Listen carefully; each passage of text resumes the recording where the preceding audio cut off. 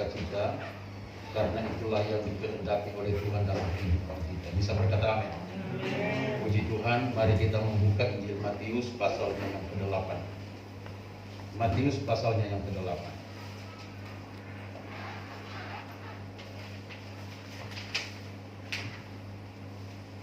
Saya berbicara dari hal milikilah iman yang besar di masa sulit. Milikilah iman yang besar di masa sulit. Matius 8 ayatnya yang ke-5 sampai 13. Kita baca ayatnya yang ke-10 saja. Ayat 10 kita baca bersama-sama. 1, 2, 3. Setelah Yesus mendengar hal itu, heranlah ia dan berkata kepada mereka yang mengikutinya, "Aku berkata kepadamu, sesungguhnya iman sebesar ini tidak pernah aku jumpai pada seorang pun di antara orang Israel." Bisa berkata amin. Saya bacakan lagi. Setelah Yesus mendengar hal itu, Yesus dengar. Kemudian Yesus heran. Heranlah Yesus dan berkata kepada mereka yang mengikutinya, "Aku berkata kepadamu, sesungguhnya iman sebesar ini tidak pernah aku jumpai pada seorang pun di antara orang Israel." Milikilah iman yang besar di masa sulit. Kalau kita membaca kronologis dari perikop ini, di situ Yesus menyembuhkan hamba seorang perwira di Kapernaum. Seorang perwira memiliki hamba. Dia minta kepada Yesus untuk menyembuhkan hambanya yang sakit lumpuh. Dan ayat yang lain mengatakan bahwa sudah dalam keadaan sekarat, sudah mau hampir mati. Saudara-saudara, pertolongan Tuhan datang ketika kita memiliki iman yang besar. Bisa berkata amin. Pertolongan Tuhan itu datang ketika kita memiliki iman yang besar. Haleluya. Seorang perwira Kapernaum ini memohon kepada Yesus untuk menyembuhkan hambanya yang sakit lumpuh dan hampir mati. Kalau saudara baca Lukas 7 ayat 2. Sudah sekarat. Seorang perwira minta kepada Yesus. Nah, tetapi saudara, kita melihat dalam ayat ini, Yesus menyebut tindakan iman perwira itu besar. Karena dia tidak meminta tanda apapun, tetapi percaya kepada kemampuan kuasa supernatural Kristus. Dia tidak minta apa-apa, tanda apa-apa. Tetapi dia begitu yakin ada kuasa yang dahsyat dalam Kristus Yesus. Perwira ini, saudara-saudara, perwira ini tidak mengharapkan sesuatu yang lebih. Berbeda dengan Thomas, mau percaya setelah dia melihat. Itu Thomas. Thomas katakan kepada Yesus, "Aku percaya kalau aku meraba tangannya dan aku melihat dia, baru aku percaya." Tetapi beda dengan perwira ini. Dia tidak minta tanda apapun.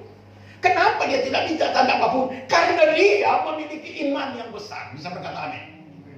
Dia percaya ada kuasa supernatural di dalam Kristus Yesus. Yesus 2 kali memuji seorang yang memiliki iman yang besar di dalam Alkitab. Ya. Kalau kita melihat, Yesus memuji 2 kali memuji pada seseorang yang memiliki iman yang besar. Dan kedua-duanya adalah orang yang bukan Yahudi. Perwira Romawi ini dan wanita Kanaan yang memohon kesembuhan putrinya. Kalau saudara baca Matius 15 ayat 28. Nah, saudara-saudara, hanya Matius 8 ayat 5 sampai 13 dan Lukas 7 ayat 1 sampai 10 yang mencatat bahwa mujizat kesembuhan itu dialami oleh hamba perwira ini.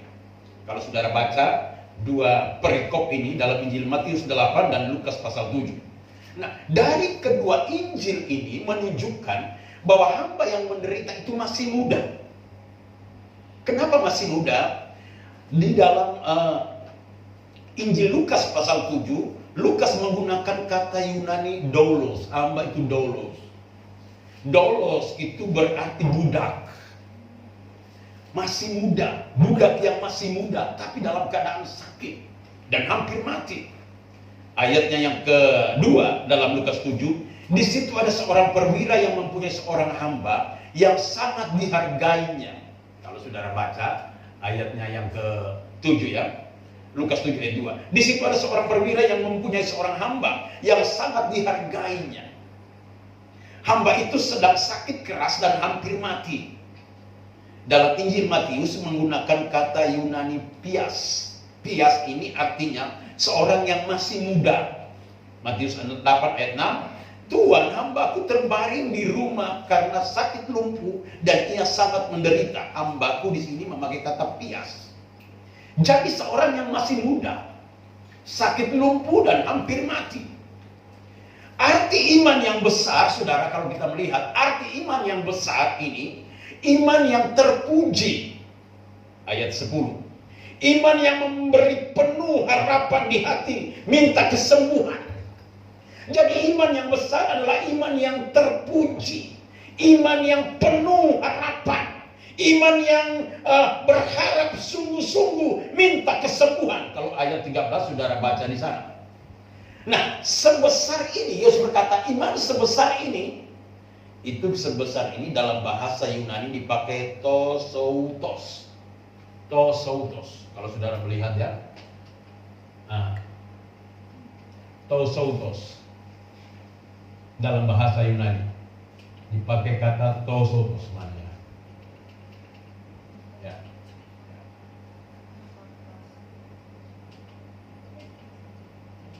Ya, dipakai kata tosoutos.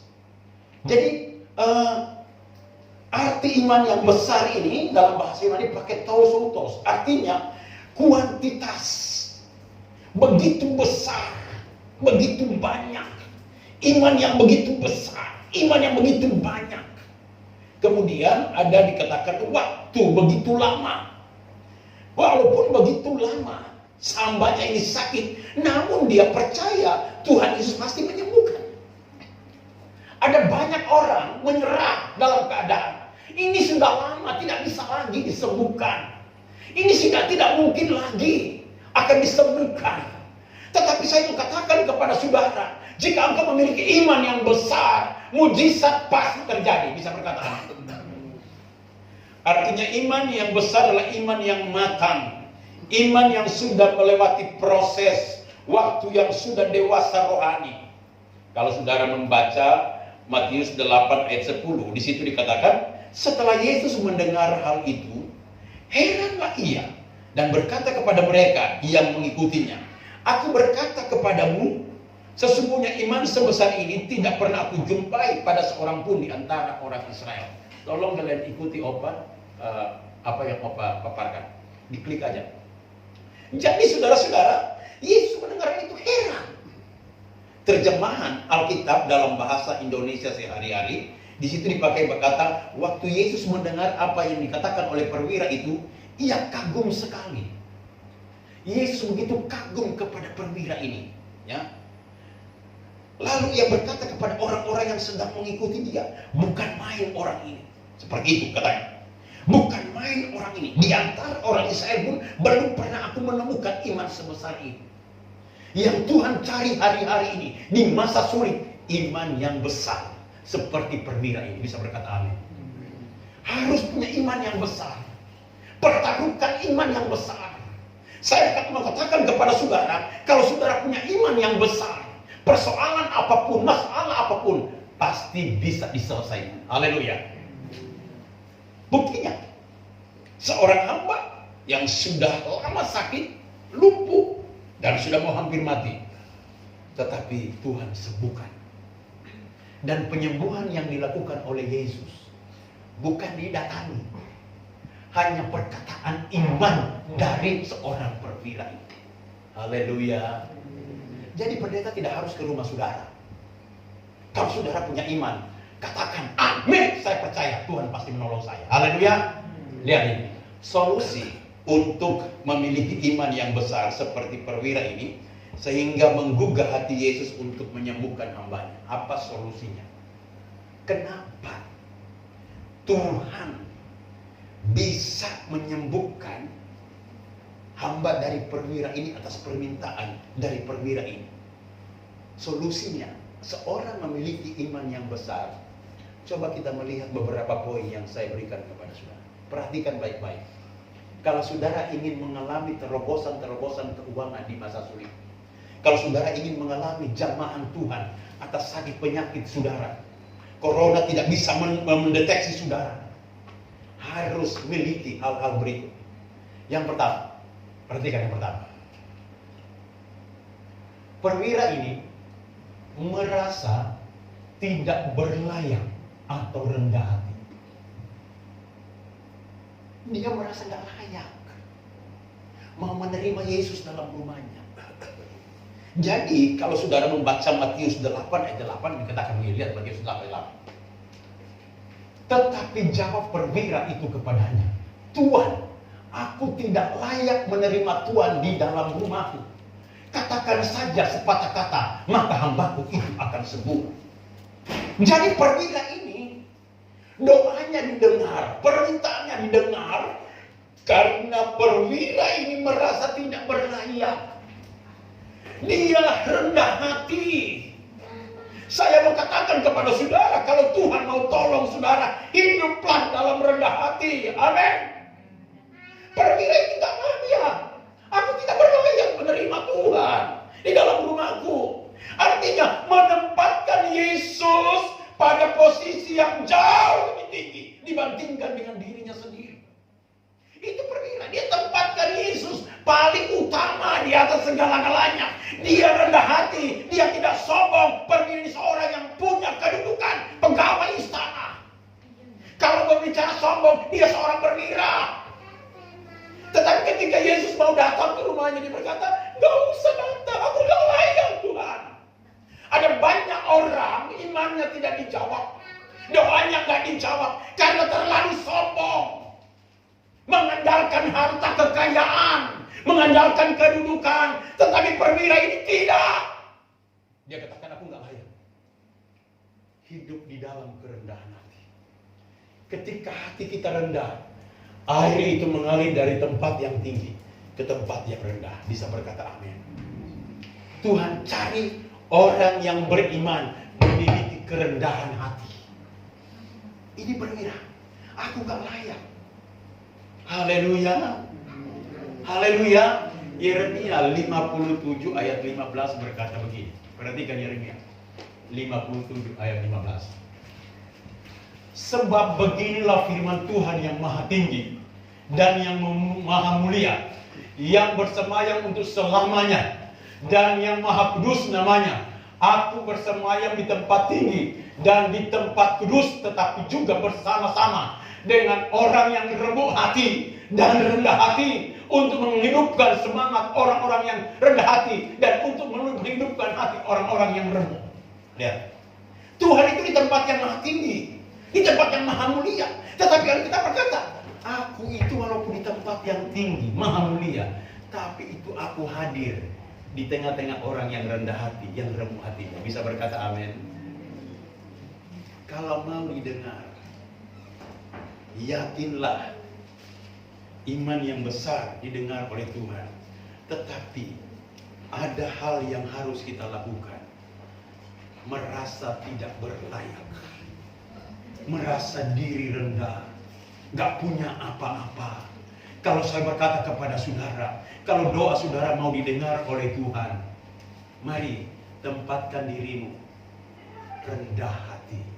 Tempatkan Tuhan di atas segala-galanya. Bisa berkata amin. Banyak doa gak dijawab karena apa? Terlalu sombong. Saya punya ini, saya punya itu, pasti Tuhan tolong. Buktinya uang tidak bisa menyelesaikan masalah. Baru-baru ada seorang yang kaya raya meninggal. Dia WA ke saya, Pak Pendeta doakan, mama saya kena COVID. Akhirnya saya tanya, terus dibawa di rumah sakit mana? Oh, di rumah sakit paling terbaik di Surabaya, rumah sakit nasional. Sudah ada dokter yang terbaik, rumah sakit terbaik, fasilitas yang terbaik. Beberapa hari kemudian meninggal. Artinya ketika kita mulai menyombongkan diri, ketika kita mulai angkuh, sombong, Tuhan gak jawab doa kita. Tapi Tuhan ada di hati yang remuk, di hati yang rendah. Haleluya. Kalau ingin melihat pertolongan Tuhan, hiduplah dalam kerendahan hati, tempatkan Tuhan di atas segala-galanya. Maka pasti engkau akan ditolong oleh Tuhan. Haleluya. Yang kedua. Ya. Yang kedua. Percaya pada perkataan Yesus. Yakin akan perkataan firman Tuhan. Perwira ini percaya banget. Percaya betul akan perkataan Yesus. Sehingga dalam ayat ini dikatakan begini, ya. Dia katakan saja sepatah kata, kata perwira itu, maka hambaku itu akan sembuh. Dia percaya. Perkataan Yesus adalah firman Allah. Alkitab adalah firman Allah. Yakin betul akan firman Allah. Yakin betul akan perkataan Yesus. Yakin benar betul-betul akan perkataan Tuhan dalam firman Allah. Firman ini hidup. Amin. Banyak orang hari-hari ini sudah mulai meragukan firman Tuhan. Ya percuma ke gereja, percuma dengar khotbah, takut kena COVID. Haleluya. Saya mau katakan kepada saudara, kalau engkau yakin akan perkataan firman Allah, engkau yakin akan perkataan Yesus, tidak ada COVID yang menimpa saudara. Haleluya. Hari-hari ini saya itu kemana-mana bagi sembako 100 hamba Tuhan, bersama istri, bersama Ibu Selvi, bersama tim, kemana-mana berkerumun. Pak Rudi sering telepon, Pak John, hati-hati, banyak corona. Ya Om, terima kasih sudah ingatkan. Terus saya telepon Pak Daud, Pak Daud gimana kabar? Aduh Pak John, saya kena COVID. Tetapi saya yakin kena varian Delta. Dia dan istrinya. Saya yakin dengan firman Tuhan, saya sembuh. Setelah dicek kembali, sudah negatif. Jadi yang Tuhan inginkan percaya akan perkataan firman Allah. Bukankah firman Tuhan berkata, aku menyertai engkau. Tidak ada penyakit yang akan ditimpakan kepadamu kalau engkau sungguh-sungguh mendengarkan suara Tuhan Allahmu. Haleluya. Bukan sombong, bukan. Tapi saya demonstrasikan iman saya kepada Yesus. Saya percaya perkataan firman Allah. Kalau saya lakukan perkataan firman Allah, saya pasti akan melihat pertolongan Tuhan. Dan bukti hari ini sehat. Amin. Kemarin saya divaksin beberapa hamba Tuhan dan semua divaksin kedua. Tadi malam nggak bisa tidur, saudara-saudara, karena vaksin. Ini sakit. Sampai di sini sakit. Dulu saya katakan kepada istri saya, apakah saya kena corona? Istri saya katakan, darah Yesus. Tidak. Saya bertindak dengan iman. Saya minum air panas. Saya makan bubur panas. Sehat hari ini. Haleluya. Percaya akan perkataan Tuhan. Makanya perwira ini, saudara-saudara, dia lihat Yohanes 4 ayat 50. Kata Yesus kepadanya, ini seorang pegawai istana. Beda. Pergilah, anakmu hidup. Orang itu percaya akan perkataan yang dikatakan Yesus kepadanya, lalu pergi. Di dalam Yohanes 4 ayat ini pegawai istana, bukan perwira. Seorang pegawai istana. Dia meminta supaya Yesus menyembuhkan anaknya. Tapi Yesus tidak datang. Tapi dia percaya perkataan Yesus. Pergilah, anakmu hidup. Amin, dia bilang. Orang itu percaya akan perkataan yang dikatakan Yesus kepadanya, lalu pergi. Lihat, percayanya begitu kuat. Perwira ini yakin bahwa apa yang diucapkan Yesus dari tempat jauh akan terjadi pada anaknya yang di rumah jauh, dari jarak jauh. Saya mau katakan kepada saudara, tidak perlu kita undang Yesus hadir di sini, karena Yesus ada di sorga. Tetapi kita percaya firman ini, perkataan ini, yakin betul firman ini. Amin. Pasti engkau akan mengalami pertolongan Tuhan. Jangan ragu sedikit pun dengan firman. Lakukan firman, yakin betul. Haleluya. Coba ayat berikutnya. Yohanes 4:51. Ketika ia masih di tengah jalan, ketika dia dengar perkataan Yesus, pergilah, pulanglah, anakmu sudah sembuh. Dia katakan, amin.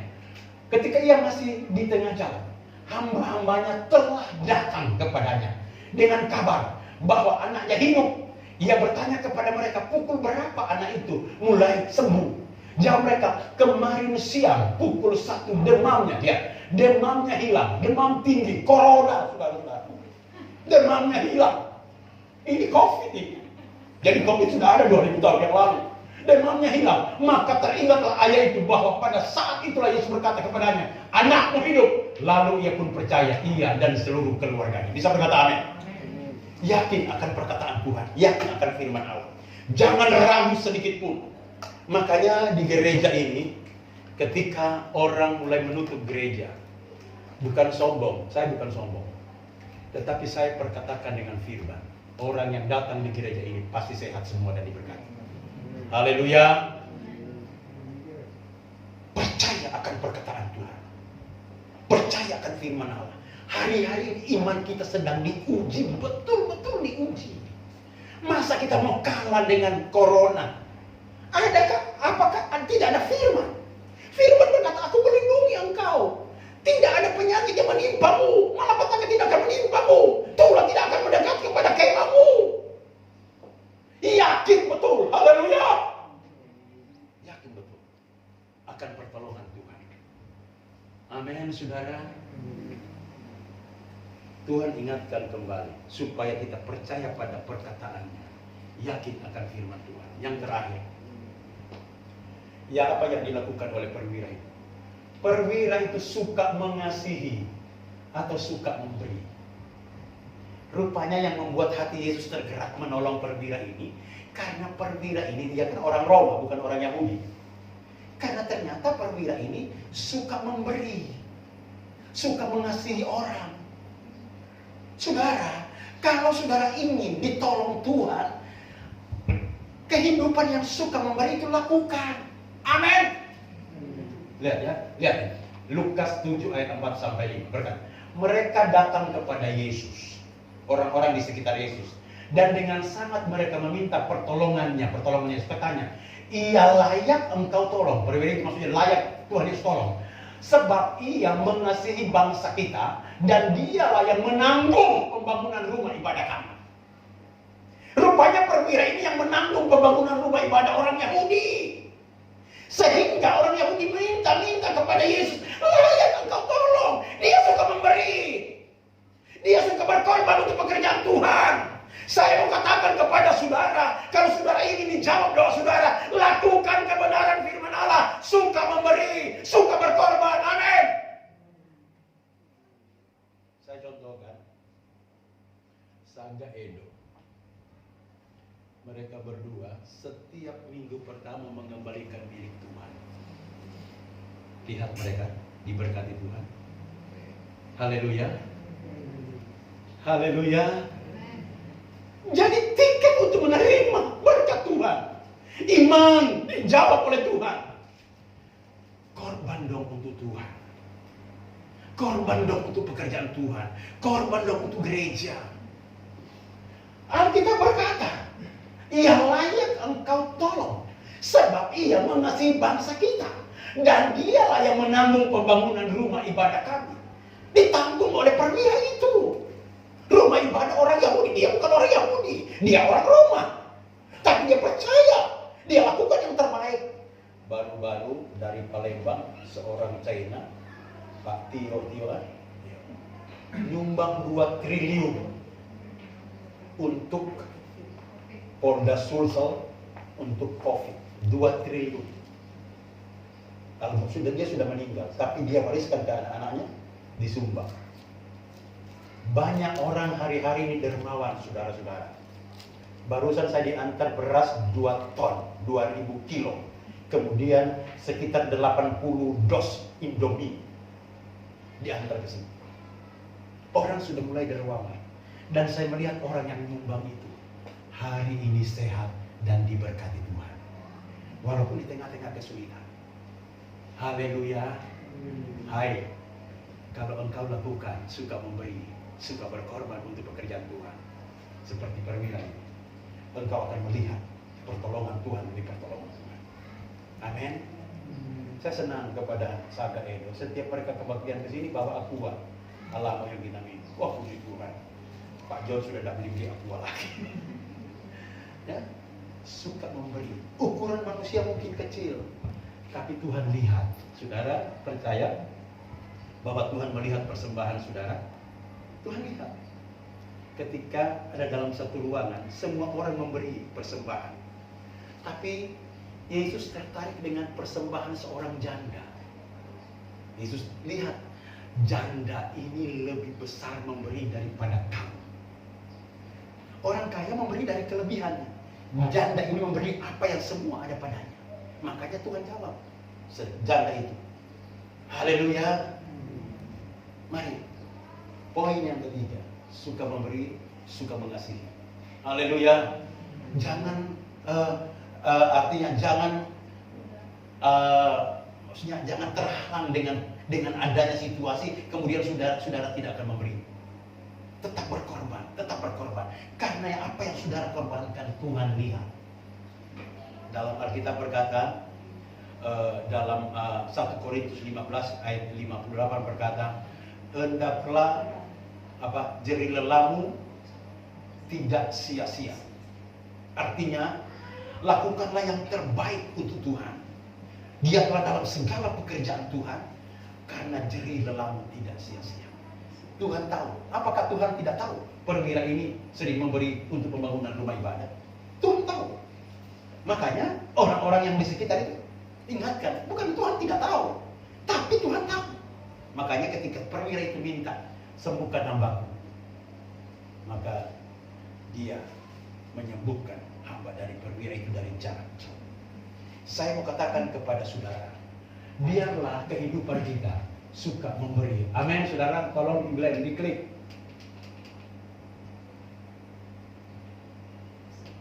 Ya. Perwira ini suka mengasihi dan memberi. Perwira ini melakukan untuk hambanya. Lihat, dia tidak menolong seseorang karena derajatnya atau statusnya. Yang dia tolong itu hambanya. Ada banyak orang kalau menolong, lihat keadaan orang itu. Wah, kalau saya beri kepada seorang miskin, pasti dia tidak bisa membalas pemberian saya. Mendingan saya beri kepada orang kaya. Suatu waktu dia akan membalas. Perwira ini gak lihat derajat Bapak Ibu. Hamba loh dia tolong. Haleluya. Dia tolong hamba. Lihat, Yesus mengajarkan kita dalam Matius 25 ayat 10. Dan raja itu akan menjawab mereka, aku berkata kepadamu, sesungguhnya segala sesuatu yang kami lakukan untuk salah seorang dari saudaraku yang paling hina ini, kamu telah melakukannya untuk aku. Amin. Kita lakukan untuk seorang yang paling hina, yang paling miskin aja di gereja ini. Engkau beri, maka engkau sedang melakukan untuk Tuhan. Haleluya. Makanya ketika kami bagi sembako, kami bagi kepada perintisan-perintisan. Mereka sudah beberapa minggu tidak adakan ibadah. Kemudian tidak ada kolekte yang masuk. Mau makan apa? Istri saya katakan, ayo Pak, kita antar. Kami antar dengan mobil kami, dengan bensin kami. Antar. Bukan karena sombong, bukan. Tapi saya tahu ini firman berlaku. Bisa berkata amin?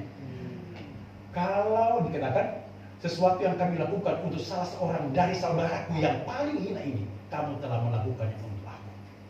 Haleluya. Lihat di ayat Amsal 19 ayat 17. Siapa yang menaruh belas kasihan kepada orang yang lemah, memiutangi Tuhan yang akan membalas perbuatannya itu. Bisa berkata amin. Jadi kalau kita memberi kepada orang miskin, orang yang lemah, kita sedang memiutangi Tuhan. Tuhan itu punya hutang kepada kita. Pasti Tuhan akan bayar hutang. Bisa berkata amin. Mari, suka memberi, suka berkorban, suka mengasihi, percaya pada perkataan Yesus, yakin akan perkataan yang berfirman. Kemudian yang pertama tadi dikatakan, merasa tidak berlayak, rendah hati. Kalau 3 hal ini kita lakukan, maka iman kita pasti iman yang besar. Iman yang didengar oleh Tuhan, merasa tidak berlayak, rendah hati, percaya pada perkataan Yesus, yakin akan perkataan firman, suka mengasihi dan suka memberi. Maka saya percaya kita pasti diberkati Tuhan di masa sulit ini. Orang kalau suka memberi di masa sulit pandemi corona ini, saya yakin dia tidak akan kena corona. Haleluya. Tidak akan kena corona. Karena Tuhan bentengi dia. Janjinya kok. Haleluya. yakin akan perkataan Tuhan pagi hari ini. Tutup Alkitab. Kita nyanyikan sebuah pujian yang berkata, hanya Kau Tuhan di hidup.